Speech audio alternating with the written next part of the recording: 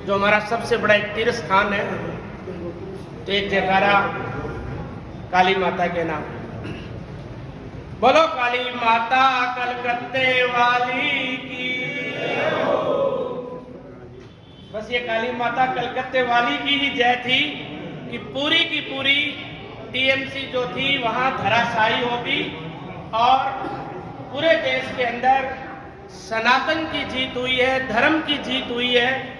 जिस प्रकार से 3 महीने हमने बंगाल के अंदर देखे, बंगाल की हालात देखी, आपको ताज्जुब होगा कि वैसे तो हम खुद आज अंतर्राष्ट्रीय बॉर्डर के ऊपर हैं। हमारे से 10-15 किलोमीटर दूर ही हमारी बॉर्डर लाइन है जहां पाकिस्तान का क्षेत्र शुरू होता है। ठीक ऐसा ही बंगाल के अंदर अंतर्राष्ट्रीय सीमा है बंगाल बांग्लादेश की। और आपको ताज्जुब होगा कि वहां कोई फेंसिंग नहीं है, कोई तारबंदी नहीं है। सीधे ही बांग्लादेशी लोग आ रहे हैं और सीधे ही वहां से जा रहे हैं। इतना बड़ा अंतर्राष्ट्रीय खतरे के अंदर हमारे एक जांबाज नेताओं ने उस इलाके में, असल में ये चुनाव नहीं था। आप ताज्जुब करोगे कि बांग्लादेशी वहां से घुसपैठ के रूम में आते हैं, दूसरे दिन उनका आधार कार्ड बना देती थी सरकार, तीसरे दिन उनका राशन कार्ड बना देती और 10 दिन में उनका वोट बना के उनको भारत के अंदर शरण दे देती।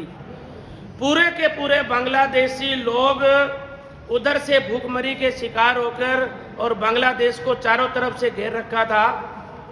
मगर जिस प्रकार एसआईआर चली, हालांकि एसआईआर का जो ममता ने खौफ दिखाया क्योंकि उन्हीं की सरकार थी, उन्हीं का प्रशासन था। ऐसा नहीं है कि एसआईआर का सही अभी रिजल्ट हुआ है, फिर भी लगभग आप ताज्जुब करोगे कि लगभग 32 लाख लोगों को वहां एसआईआर में नाम काटा गया है। और हकीकत यह है कि अगर ढंग से करे तो 50 लाख गैर भारतीय लोग बंगाल के अंदर घुसपैठिए के रूम में बैठे हुए हैं। आज ये बंगाल की हालात थी, मगर पूरे देश की निगाहें थी और प्रचंड बहुमत आने से पहले जो रणनीतियां थी वो इतनी कारागर रणनीतियां थी कि हम कल्पना भी नहीं कर सकते। जैसे स्कूल के अंदर क्लास होती है वैसे क्लास के रूम में हम सुबह जाते, पढ़ाते, बताते और वैसा ही करने के लिए हम लोगों को कहते। और बंगाल में इतना चुनाव था कि आप यकीन नहीं करोगे, हमें यहां तक कह रखा था कि किसी के घर भोजन तो दूर की बात है, चाय भी नहीं पियोगे, पता नहीं कौन क्या किसके साथ करते। इतना तनावपूर्ण हालात थी वहां। रात को 10-11 बजे के बाद निकलने की मनाही थी कि आप लोग प्रवासी हो, आप बाहर नहीं जाओगे, कोई भी कुछ भी कर सकता है, यहाँ किसी पे आप विश्वास मत करना।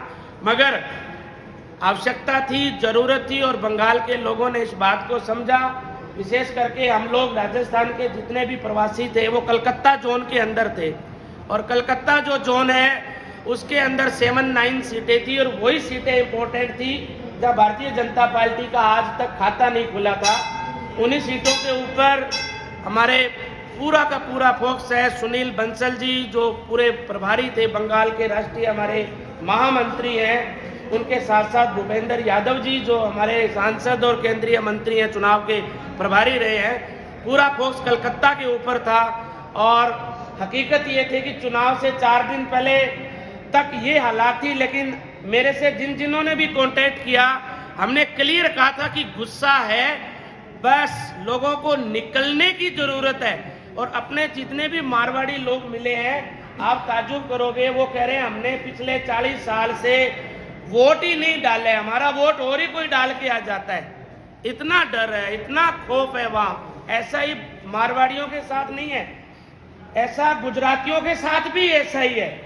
थोड़ी मोटी कोई फाइट कर रहे हैं तो यूपी के लोग थे जो थोड़ा मोटा उनसे लड़ सकते हैं, बाकी जब उनके बीच गए तो उन्होंने कहा हमारे घर आओ भाई, भोजन करवा देंगे, मगर हालात ये है कि आप लोग चले जाओगे और ये हमें मार देंगे, हमारे व्यापार को ठप कर देना, उनके पे झूठे मुकदमे लगा देना। इतना तनाव, इतना तांडव कि मैंने मेरी जिंदगी के 20-22 साल हो गए सक्रिय राजनीति में, कभी सपने में भी नहीं सोचा था कि बांग्लादेश के अंदर यूं जाके लगा कि हम पाकिस्तान में घूम रहे हैं। ये हकीकत में है और मैं बालाजी धाम मंदिर के अंदर कह रहा हूं। इतना बुरी हालात थी इस देश की कि कल्पना भी नहीं कर सकते थे, मगर रणनीतियां इतनी मजबूत थी।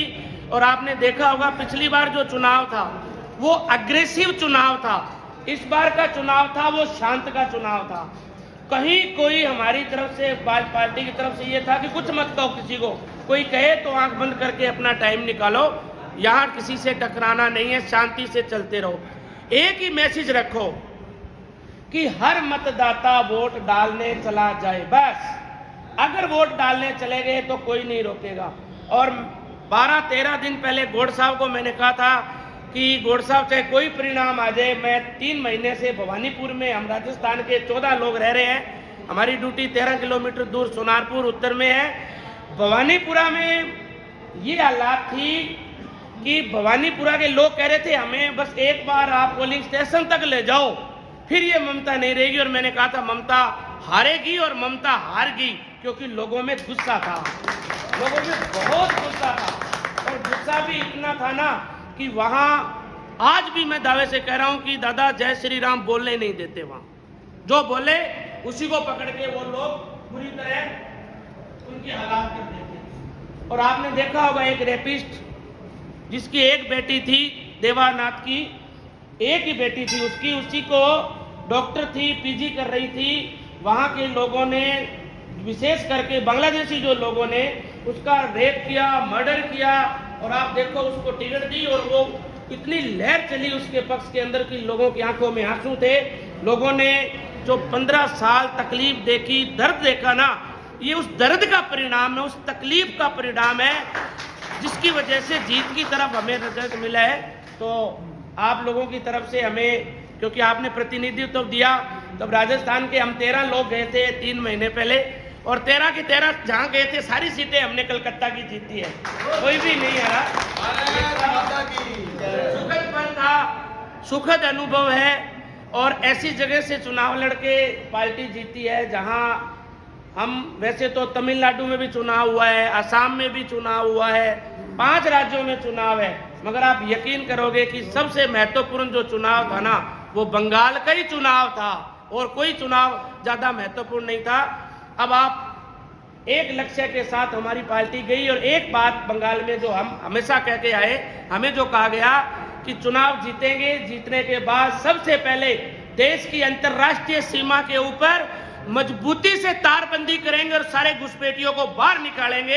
ये हमारा पहला काम है, ये पहला काम शुरू हो चुका है, ये पहला काम शुरू कर दिया है। वहां तारबंदी होना बड़ी अनिवार्य है। आप यकीन नहीं करोगे, हमारे यहाँ से बीएसएफ की 2 टुकड़ियां गई थी, मैं मिलाऊंगा, संदीप ढिल्लो साहब, सरपंच साहब और आप बैठे हैं। एक तो वो हमारे यहाँ नौकरी कर रहे थे और एक बंगाल में जाके आए हैं। उनकी ऐसी हालात कर दी उन लोगों ने कि आप कल्पना भी नहीं कर सकते। वो कह रहे यार कब हम गंगानगर गढ़साना वापस जाए, इतना बुरा तांडव था फोर्स के साथ। ये तो पूरी सीएपीएफ थी, आरपीएफ थी, क्या नाम, सेंट्रल पुलिस थी, तब जाके पूरा का पूरा कंट्रोल हुआ है। और आप ताज्जुब करोगे कि पूरे चुनाव में बंगाल पुलिस, पूरी की पूरी बंगाल पुलिस को बूथ सेंटर से 100 मीटर दूर रखा गया, तब जाके लोग वोट डालने आए, वरना बंगाल पुलिस वोट ही नहीं डालने देती। इतना उनका गंदा कंट्रोल था वहां पे। तो ऐसी स्थिति के अंदर लोगों का हौसला, और आप, मेरे पास जितने फोन आते हैं ना, हम उन लोगों को वास्तव में बीजेपी कैसे उन्होंने बनाई है ये आप और हम नहीं जानते, ये बंगाल के लोग ही जानते हैं। ये कड़वी सच्चाई है कि कैसा उन्होंने 20 साल तांडव देखा है, कैसा। अब कल एक तस्वीर आई है, वो रोने लग गया। उससे पूछा मीडिया वाला तू क्यों रो रहा है, वो कहा पहली बार मुझे लगा कि चुनाव के बाद में मेरे घर रहूंगा, नहीं तो चुनाव हारने के बाद मुझे 6 महीने बाहर जाना पड़ता था, क्योंकि चुनाव हारते उसको पीटते थे। हर घर के अंदर, हर घर के एक एक उनके पास रिकॉर्ड है। आप ताज्जुब करोगे, जैसे गली है ना, एक एक गली के अंदर सरकारी जमीन के ऊपर टीएमसी ने दफ्तर बना रखा है। उस गली में अगर किसी ने घर बनाना है तो घर में ईंट, सीमेंट, कंक्रीट, पंखा, कूलर कौन लाएगा, ये टीएमसी का दफ्तर तय करता था कि मेरी उस दुकान से सामान आएगा, मेरी उस दुकान से पंखा आएगा। पहले कमीशन वो देते, तब वहां घर बनता है लोगों का। सिंडिकेट जो शब्द सुना है ना, पूरा का पूरा सिंडिकेट शब्द है, वो बंगाल के अंदर भरा हुआ है। जगह जगह क्लब खोले हुए हैं, कोई आदमी चू भी नहीं कर सकता वहां। मगर बंगाल के लोगों की ये गुस्सा था जो लोकतंत्र के रूप में भारतीय संविधान की ताकत के ऊपर जीत के रूप में बदला है। और हम सब अरदास भी करते हैं बालाजी दरबार में कि उन सब लोगों को सही सलामत रखे जिन्होंने इतनी मेहनत करके बंगाल में भारतीय जनता पार्टी को जिताया है। आप सभी को बहुत बहुत शुभकामनाएं, पूरे देश को शुभकामनाएं। और सबसे बड़ी बात है कि ये देश अब विकसित भारत की तरफ बढ़ने से कोई नहीं रोक सकता। सबसे बड़ा खतरा बंगाल था और बंगाल हमने जीत लिया है। आशा और उम्मीद के साथ एक नारे के साथ बात खत्म करेंगे। बोला बालाजी महाराज की जय हो।